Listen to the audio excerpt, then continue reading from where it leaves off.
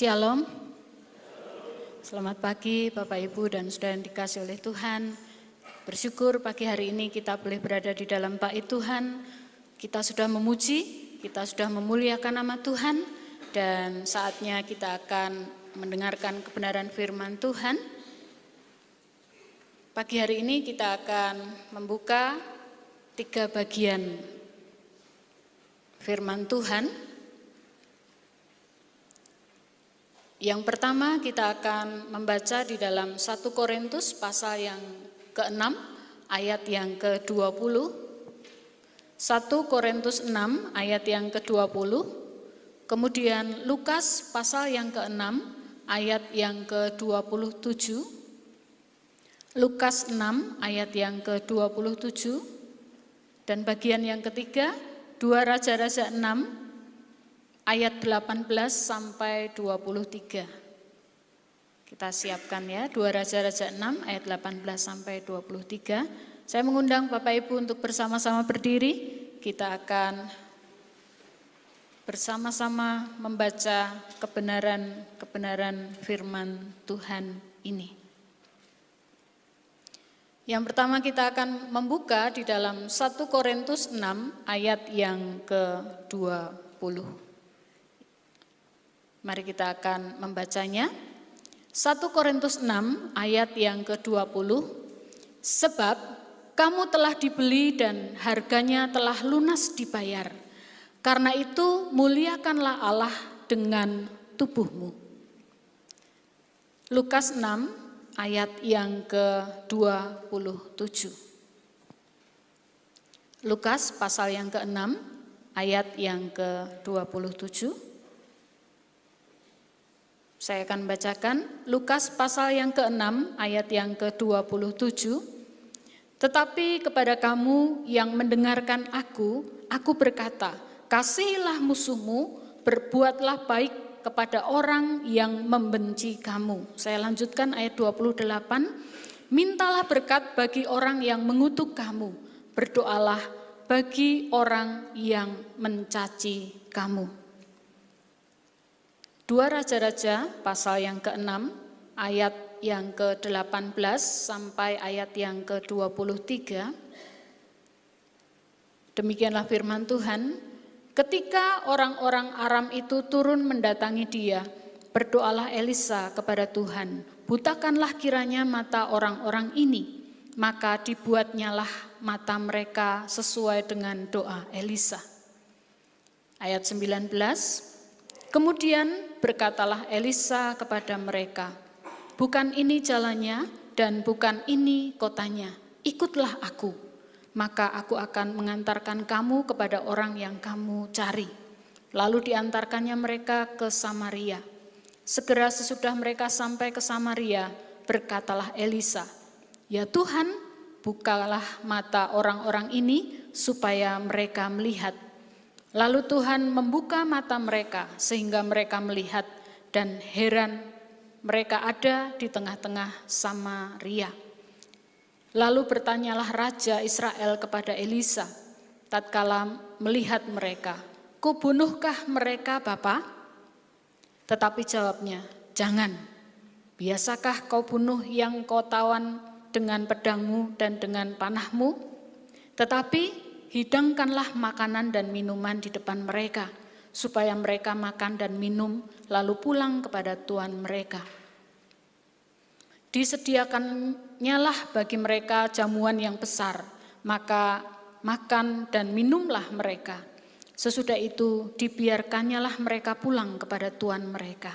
Sejak itu tidak ada lagi gerombolan-gerombolan Aram memasuki negeri Israel. Kita berdoa.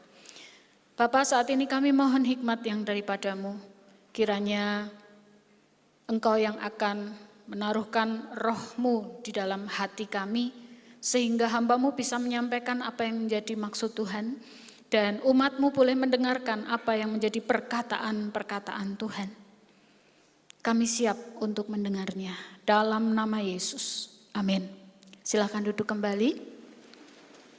Terima kasih kepada Bapak Ibu Gembala Sidang dan juga seluruh majelis yang memberikan kesempatan kepada saya untuk menyampaikan firman Tuhan pada pagi hari ini.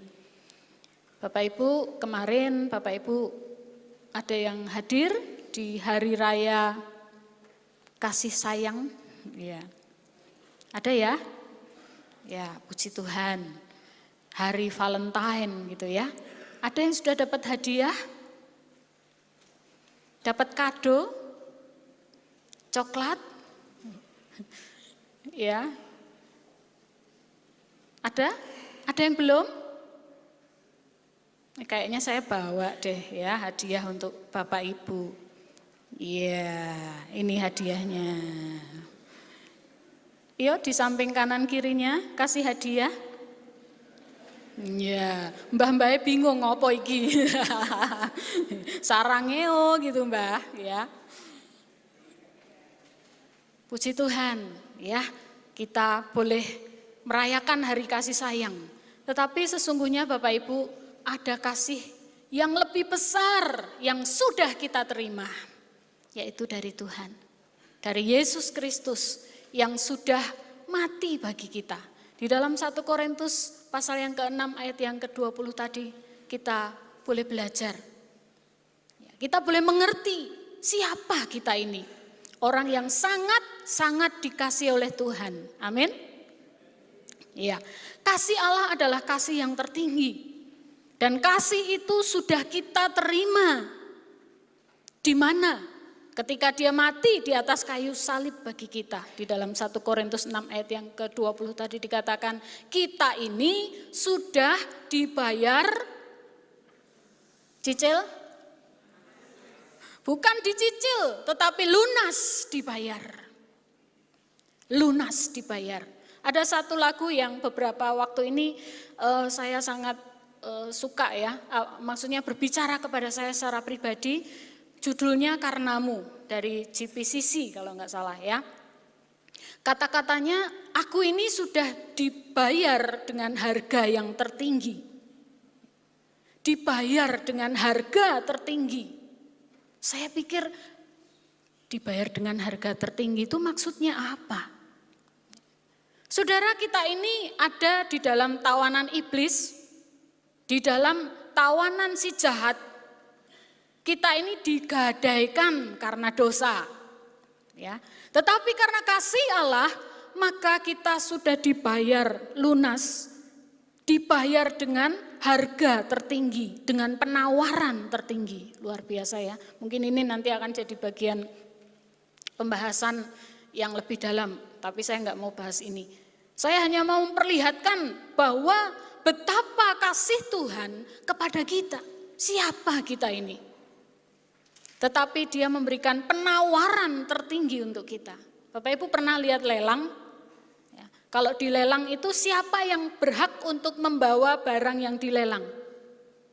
Orang yang memberikan penawaran tertinggi. Dan itu dilakukan Yesus untuk kita. Luar biasa ya. Jadi hari Valentine bukan hanya masalah romantik saja. Tetapi lebih kita maknai kepada kasih yang daripada Tuhan kepada kita. Karena dia sudah mati bagi kita. Ya. Kita dibeli dan dibayar lunas. Dibeli dengan harga yang tertinggi. Tetapi di bagian 1 Korintus 6 ayat yang ke-20 tadi dikatakan, kalau engkau sudah dibayar dengan harga yang tertinggi, sudah dikasihi begitu rupa, maka muliakanlah Tuhan dengan tubuhmu. Tubuh kita yang sudah ditebus ini, kita pakai juga untuk menyalurkan kasih Allah. Nah, salah satunya bagaimana untuk mengasihi itu. Nanti kita akan lihat ya, bagaimana kasih dunia ini, bagaimana kasih yang Tuhan ajarkan bagi kita. Menggunakan tubuh kita untuk melakukan tindakan kasih. Ya, di dalam Lukas 6 ayat yang ke-27, ya, kita tadi sudah membacanya, kasihilah, siapa Bapak Ibu? Kasihilah yang mengasihi kamu coklat. Tidak, ya. Kasihilah yang mengasihi kamu. Tidak juga. Tetapi kasihilah musuh. Kasihilah musuh. Musuh itu siapa sih? Sinten musuh menika? Orang yang menyakiti kita, orang yang melukai kita, orang-orang yang mengupayakan hal-hal yang buruk untuk kita. Nah, itu yang disuruh Tuhan untuk kita kasihi. Gampang, angel. Ya. Sesuatu yang tidak mudah dan itu ada di dalam dunia, ya. Saya mau melihat dari beberapa perspektif tentang hukum kasih, bagaimana kita memperlakukan orang lain, ya, dari beberapa hukum, ya, tentang terhadap sesama itu harus bagaimana. Nah, salah satunya yang pertama adalah hukum tribal. Hukum tribal ini biasanya berasal dari tradisi, ya. Penghukumannya berlebihan, gitu ya. Siapa yang kuat? Oh, dia yang berkuasa. Kesalahan orang itu kecil, tetapi pembalasannya bisa berkali-kali lipat. Orang hanya mungkin menyinggung atau nyenggol sedikit, balasannya dipukul, bahkan dibunuh. Nah, itu hukum tribal. Hukum rimba bukan, siapa yang kuat, dia yang berkuasa. Sehingga sifatnya menindas, tidak ada keadilan. Nah, lalu muncullah yang berikutnya. Nah, ini yang lebih ada aturannya begitu. Kalau yang di bawah itu sak karpe dewe, seaturannya yang punya kuasa gitu. Hukum Taurat atau disebut dengan lex talionis.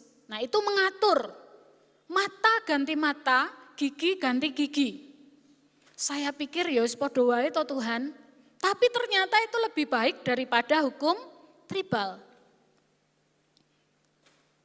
Tujuannya adalah supaya menegakkan keadilan. Kalau kamu memukul satu kali, yang di sana boleh membalas, tapi hanya satu kali. Kalau kamu menonjok matanya, boleh kamu tonjok matanya juga, gitu ya. Hukum talionis atau berdasarkan hukum Taurat. Dan ini menghindarkan orang kepada penghukuman yang berlebihan atau melakukan sesuatu sesuai dengan ukurannya begitu. Itu yang ada di dalam kehidupan orang-orang Israel pada masa itu, hukum Taurat. Mata ganti mata, gigi ganti gigi. Tetapi Tuhan memperbaharui semuanya itu. Hukum Taurat tidak ditiadakan, tetapi diberikan nilai baru, diberikan arti baru, yaitu melalui hukum kasih. Kasihilah Tuhan Allahmu dengan segenap hatimu. Dan yang kedua, kasihilah sesamamu manusia seperti dirimu sendiri. Nah, Bapak Ibu, mengasihi sesama seperti dirinya sendiri. Dan di dalam Lukas pasal yang ke-6 ayat yang ke-27 tadi, itu adalah salah satu perwujudannya. Kita kadang berpikir kasihilah sesamamu manusia yang juga mengasihi kamu, itu setara. Agama-agama lain juga mengajarkan itu, kasih yang setara. Tetapi kasih yang diajarkan oleh Yesus dan sudah dilakukan bagi kita adalah kasih agape. Kasih yang melebihi hukum Taurat. Kasih yang melebihi hukum tribal. Dan itu adalah kasih yang sangat tinggi. Ya, puncak dari hukum kasih adalah kasihilah musuhmu. Bahkan tadi dikatakan bahwa mengasihi orang, mengupayakan yang baik bagi orang yang sudah menyakiti kita. Apakah ini mudah, Bapak Ibu? Seperti apa? Mari kita mau lihat contoh, ya. Biasanya kita perlu contoh. Bagaimana mengasihi musuh. Ayat yang kita baca tadi di dalam 2 Raja-Raja 6 ayat 18 sampai 23, kita akan bersama-sama belajar dari 3 tindakan Elisa di dalam menerapkan hukum kasih. 3 tindakan Elisa di dalam menerapkan hukum kasih. Dan kemudian nanti kita akan belajar, lalu saya harus bagaimana? Bapak Ibu, kalau membaca keseluruhan dari bagian ini satu perikop, ya, mulai dari ayat yang ke-8 sampai ayat yang ke-23, ini banyak sekali cerita-cerita yang luar biasa, ya. Ada mujizat-mujizat yang terjadi pada saat itu. Dan saya tidak mau melihat itu, tetapi ada satu bagian penting yang saya sungguh sangat salut, ya. Saya sungguh kagum dengan apa yang dilakukan oleh Elisa. Mari kita akan melihat, ya. Yang pertama, Elisa melakukan atau menerapkan hukum kasih. Dia melawan budaya balas dendam. Dia melawan budaya balas dendam. Nah, saya ceritakan dulu bagaimana kok ada balas dendam di situ, ya. Jadi pada saat itu Israel sedang berhadapan dengan musuh yaitu Aram, ya, kerajaan Aram. Nah, Raja Aram ini selalu berupaya untuk bagaimana membinasakan Israel. Dia selalu mencari strategi, selalu mencari cara bagaimana untuk bisa melawan dan menang dari Israel. Nah, kalau Bapak Ibu membaca mulai dari ayat yang ke-8 itu, ya. Nah, saat itu Elisa mengerti strategi-strategi yang dipakai oleh Raja Aram. Bagaimana caranya untuk menyerang Israel? Dengan hikmat Tuhan, Elisa diberikan pemahaman. Sehingga strategi dari Raja Aram selalu terpatahkan. Lalu Raja Aram ini mengumpulkan prajurit-prajuritnya, ya. Di ayat yang ke-11 di sana dikatakan, lalu mengamuklah hati Raja Aram tentang hal itu, maka dipanggilnyalah pegawai-pegawainya, katanya kepada mereka, tidakkah dapat kamu memberitahukan kepadaku siapa dari kita yang memihak kepada Israel? Raja Aram heran, setiap kali dia mau menyerang Israel selalu ketahuan. Lalu dia berpikir, wah ini pasti ada mata,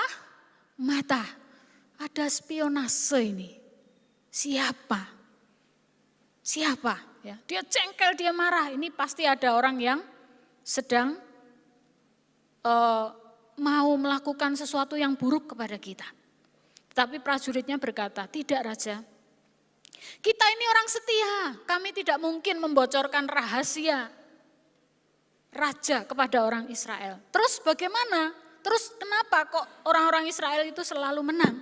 Ya, selalu kita ini kalah strategi.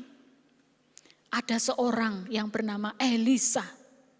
Seorang yang selalu memberitahukan apa yang menjadi strategi kita kepada Raja Israel. Itu luar biasa Bapak Ibu. Tidak ada yang tersembunyi di mata Tuhan. Amin.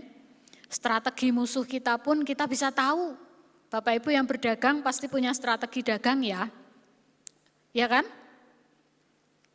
Di dalam kita bekerja, di dalam kita ya melakukan segala sesuatu, kita atur strategi. Tetapi sumber strategi itu Tuhan.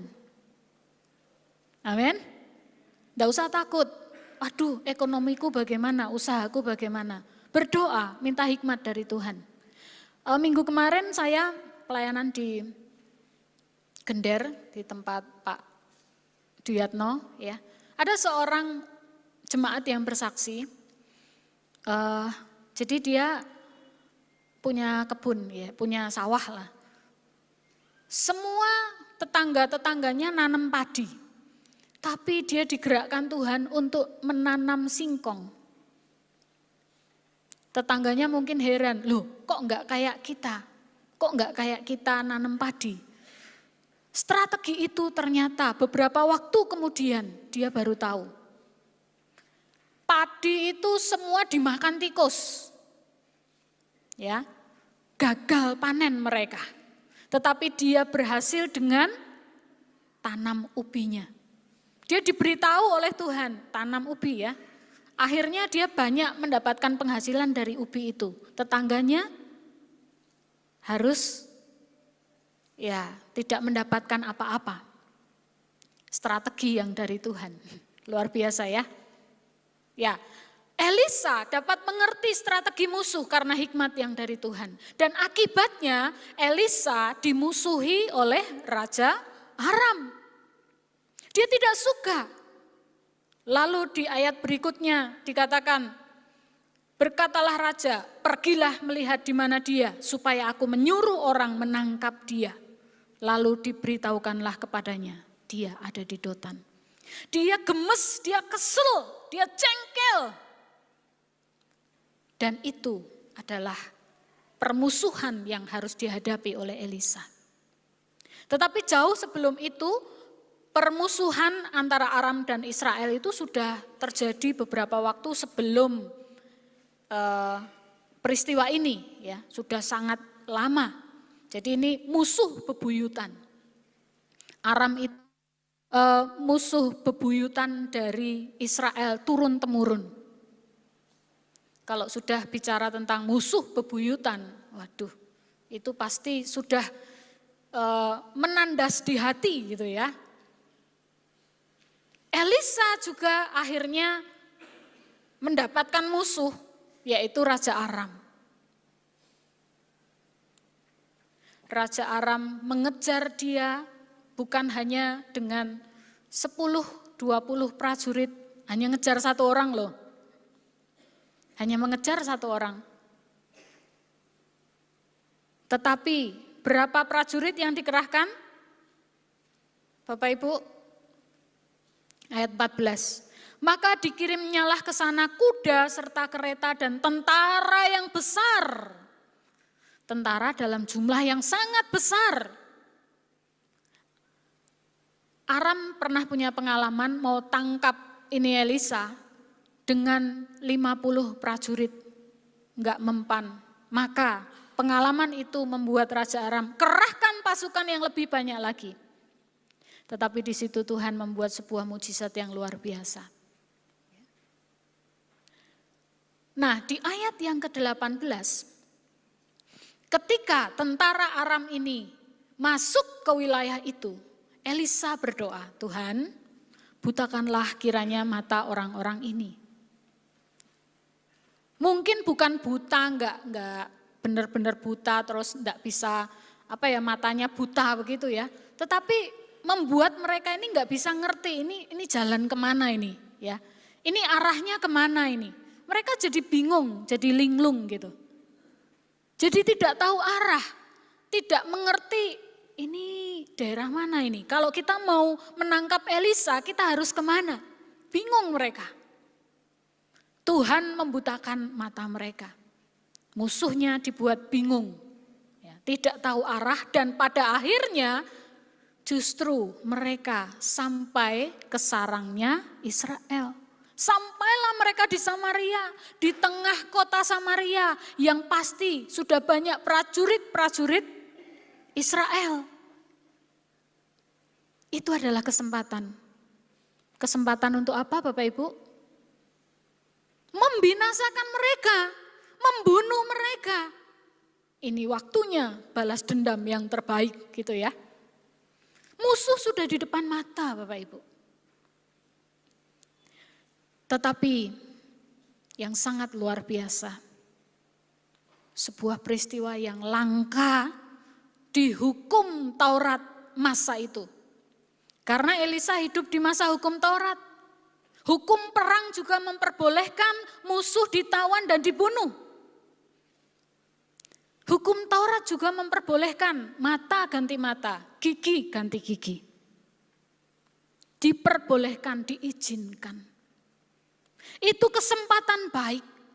Tetapi Elisa melawan budaya balas dendam. Dia tidak mau melakukan itu. Raja bertanya, Bapak, nih Pak Elisa, bagaimana nih? Musuh ini loh sudah di depan kita.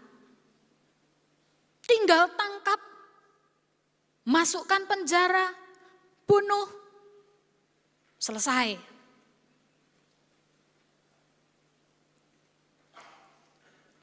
Mudah bukan? Sangat-sangat mudah karena sudah disarang mereka. Sudah di dalam kekuasaan Israel. Bapak Ibu, saya ingat bagaimana Saul dan Daud juga pernah ada di dalam sebuah peristiwa yang sama. Ketika Saul mengejar-ngejar Daud, ada satu waktu Daud punya kesempatan untuk membunuh Saul. Saat Saul lengah, dia ada di sebuah gua, dia sedang buang hajat. Dia tidak tahu kalau Daud itu ada di dekatnya. Bagi Daud itu kesempatan yang sangat-sangat indah untuk membalas dendam.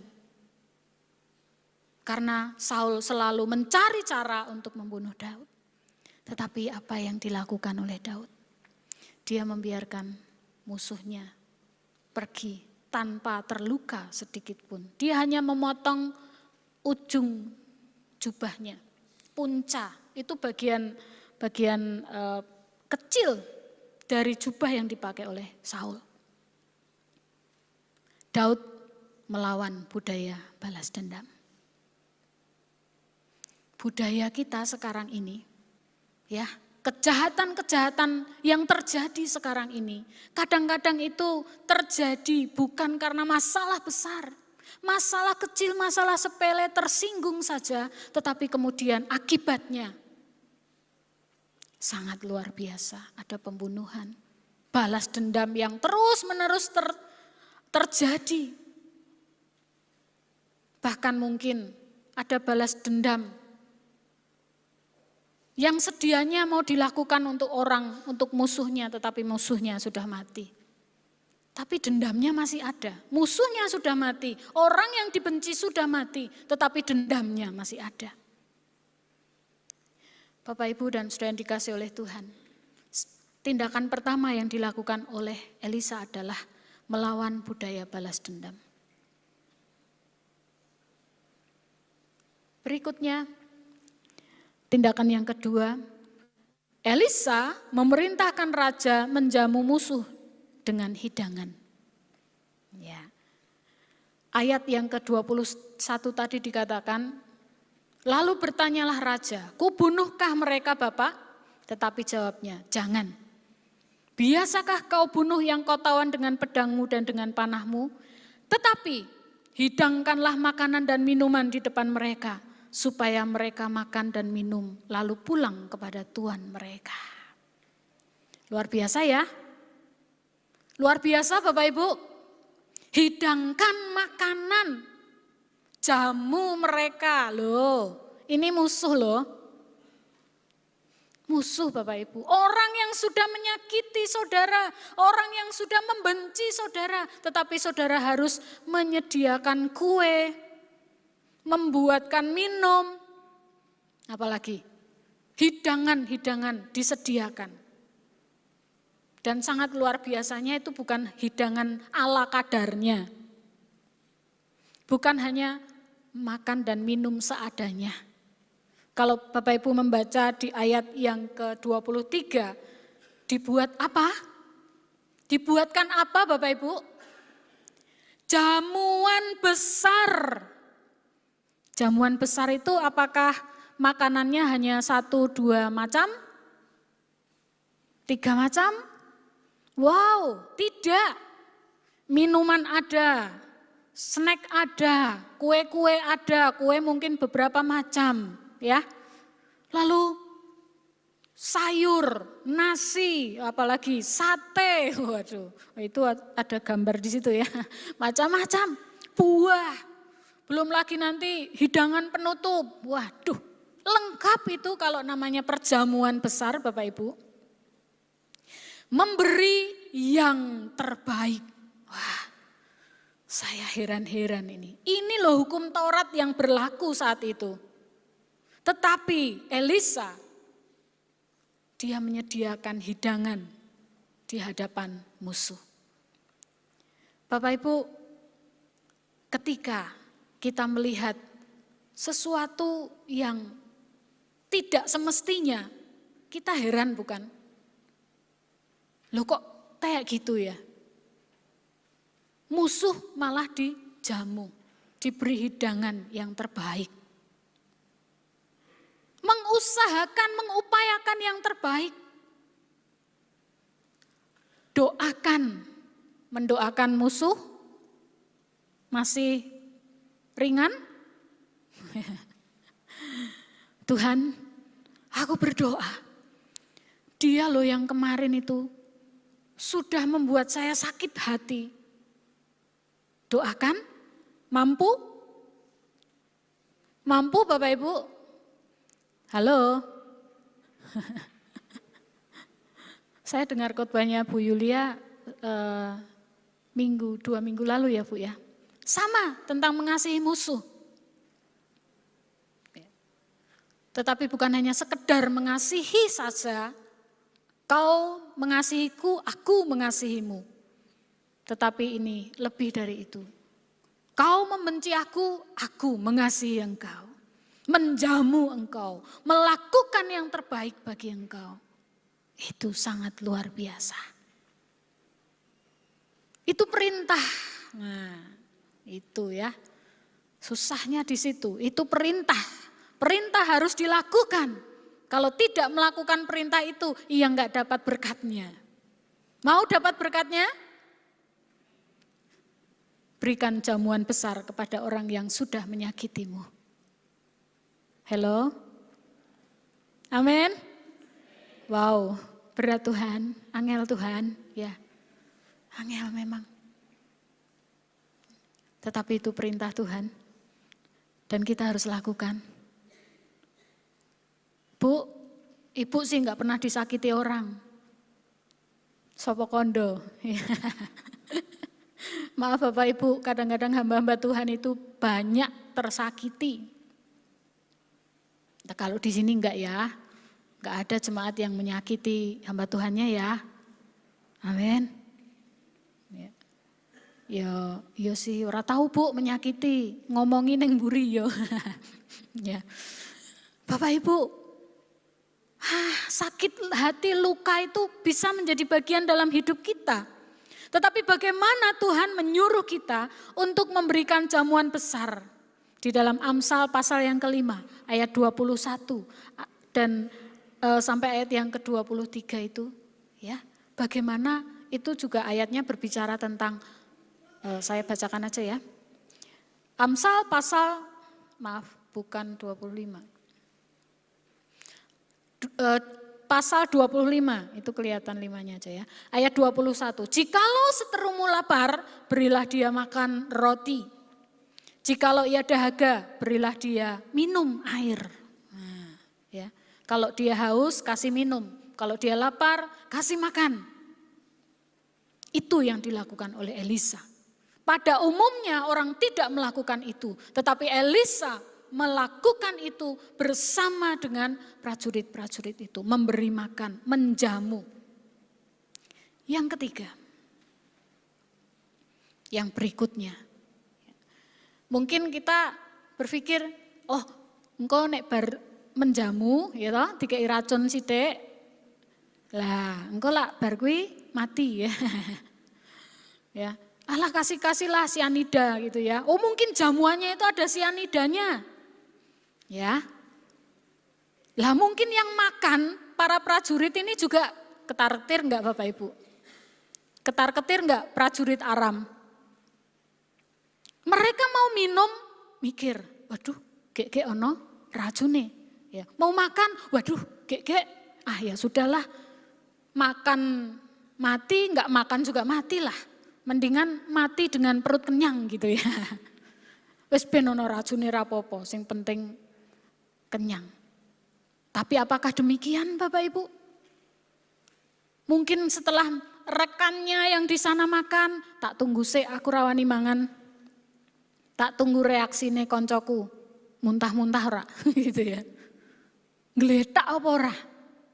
Ditunggu sekian waktu tidak, akhirnya dia ikut makan. Musuh khawatir kalau balas dendamnya dengan cara yang berbeda. Tetapi anak Tuhan tidak pernah diajar Tuhan untuk licik.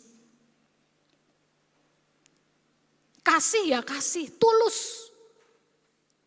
Dan mereka selamat. Setelah selamat pun tidak dimasukkan ke dalam penjara. Tetapi yang ketiga, membiarkan musuh itu bebas. Membebaskan musuh itu untuk pergi dari hadapan mereka. Tidak dihukum, tidak juga diberi beban atas permusuhan itu. Ya, itu adalah bagaimana mereka memberi kesempatan baru, bukan memberikan penghukuman. Tidak mengikat atau mengontrol, melainkan membebaskan. Itulah kasih. Itulah kasih yang diajarkan oleh Tuhan Yesus Kristus bagi kita. Kasih yang tidak mengikat. Kasih yang mengampuni. Kasih yang rela berkorban. Kasih yang rela berkorban. Membiarkan orang itu untuk hidup bebas. Untuk membangun kembali kehidupannya. Kalau orang yang sudah berbuat salah, pasti dia akan punya hati nurani, rasa bersalah itu pasti ada ya. Orang yang hidup selalu dalam rasa bersalah itu akan sangat mengganggu kehidupannya.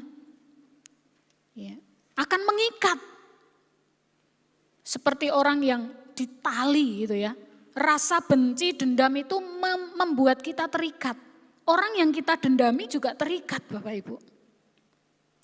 Dan ketika kita melepaskan pengampunan, maka kita sedang membebaskan. Kita sedang melepaskan tali itu. Tali dendam. Tali yang mengikat hidup kita. Bapak Ibu dan saudara yang dikasih oleh Tuhan, saya ingat juga bagaimana peristiwa Yesus ketika dia memberikan kepada perempuan yang kedapatan berzina. Yesus berkata, siapa yang tidak berdosa lempari perempuan ini. Tetapi semua tidak ada yang melempar dan Yesus juga berkata, aku juga tidak menghukum engkau. Pergilah, pergi, aku mengampuni kamu dan pergi. Pergi untuk apa? Jangan berbuat dosa lagi. Ketika kita mengampuni, kita melepaskan orang untuk berbuat baik kembali, memperbaiki hidupnya. Dan kemudian kita juga akan merasakan kedamaian. Mengampuni itu mendamaikan hati kita. Mengampuni itu juga mendamaikan hati orang yang sudah berbuat salah kepada kita. Bapak Ibu, ini memang sesuatu yang tidak mudah. Tetapi kita sebagai anak-anak Tuhan sudah diberi contoh bagaimana Yesus melakukan itu. Demikian juga Elisa memberikan contoh kepada kita. Bagaimana ketika pengampunan itu dilepaskan, ketika upaya jahat itu dipatahkan dengan kasih. Di ayat yang ke-23 tadi dikatakan, orang-orang Aram tidak lagi menyerang mereka. Mereka malu hati bukan? Sehingga timbullah masa damai di kala itu. Ya beberapa waktu lamanya. Pengampunan itu menimbulkan kedamaian. Kedamaian bagi orang yang mengampuni dan yang diampuni. Ada satu kisah yang saya juga cukup diberkati. Bapak Ibu masih ingat tanggal 15 Oktober 2025, seorang mahasiswa bernama Timothy yang meninggal, bunuh diri ya. Dan ini diperkirakan karena bullying. Tetapi ibunya justru mengatakan bukan karena bullying. Nah, di podcastnya antara Ibu Timothy, namanya Ibu Sharon, ya Ibu Sharon. Di dalam sebuah podcast, Denny Sumargo diwawancarai ibunya. Dan luar biasanya, ibunya berkata, aku sudah kehilangan anak satu, tetapi aku punya 11 anak yang dimungkinkan itu adalah anak-anak yang membuli Timothy. Denny Sumargo bertanya, bagaimana dengan anak-anak ini? Ibu marah? Tidak. Saya justru prihatin dengan mereka. Ada salah satu anak dari Fakultas Kedokteran, ibu ini berkata, kau seorang dokter, kau harus jadi dokter yang baik. Setiap hari kamu harus wajib lapor kepada saya karena engkau sekarang jadi anakku. Kamu harus jadi orang yang sukses. Ini anak-anak yang sudah membuli anaknya. Yang sudah berbuat kurang baik, kurang tepat kepada anaknya. Tetapi Ibu Sharon mengatakan, mereka anak-anakku. Dia memberikan pengampunan, bukan hanya sekedar pengampunan. Di akhir dari podcast ini, Ibu Sharon mendoakan anak-anak ini dan juga mendoakan bangsa Indonesia yang penuh dengan permusuhan, iri dengki dan lain sebagainya. Ini tidak mudah. Saya sebenarnya mau tayangkan tapi panjang sekali ya, 1 jam. Bapak Ibu nanti kalau cari di 1 jam 20 menit, nah antara itu. Itu waktu Ibu Sharon mengatakan bahwa dia mengampuni anak-anak yang sudah melakukan sesuatu yang buruk kepada Timothy anaknya. Apakah mengembalikan anak ini? Timothy hidup? Tidak. Tetapi apa yang dilakukan oleh Ibu Sharon? Menimbulkan perdamaian. Kedamaian bagi anak-anak ini. Tetapi juga kedamaian bagi Ibu Sharon. Bapak Ibu dan saudara yang dikasih oleh Tuhan. Saya tidak tahu setiap kita ya mungkin punya cerita. Mungkin punya kisah yang melukai hati, yang membuat anak-anak mungkin menjadi sakit hati, orang tua sakit hati, karena ada perlakuan-perlakuan yang kurang tepat yang diterima. Tetapi pada saat ini kita diajar bagaimana kasih itu adalah mengorbankan diri untuk melakukan yang baik kepada musuh. Mengorbankan diri, memberi diri untuk orang-orang yang sudah menyakiti. Dan kekuatan itu tentunya bukan kekuatan kita, tetapi karena kekuatan Allah. Bapak Ibu dan saudara yang dikasihi oleh Tuhan, kasih yang sejati adalah kasih yang mengampuni. Mengampuni itu memberi ruang orang lain untuk memperbaiki diri. Dan sikap mengampuni itu akan menimbulkan perdamaian. Kasih itulah yang kemudian memutuskan belenggu kebencian. Kalau kita ingin diberkati, mari bagian ini mungkin sudah berulang kali kita mendengarnya. Tetapi Tuhan ingin kita mendengarnya lagi dan bukan sekedar mendengar, tetapi mari kita lakukan bersama dengan kekuatan Tuhan. Sehingga kita menjadi orang-orang yang sungguh-sungguh mau menerapkan kasih agape. Di hari Valentine kemarin kita diingatkan kembali, kasih kita bukan hanya sekedar mengasihi orang yang mengasihi kita. Tetapi mengasihi orang yang sudah menyakiti kita, yang sudah membuat kita terluka. Karena di dalam kasih, di dalam pengampunan ada kedamaian. Amin.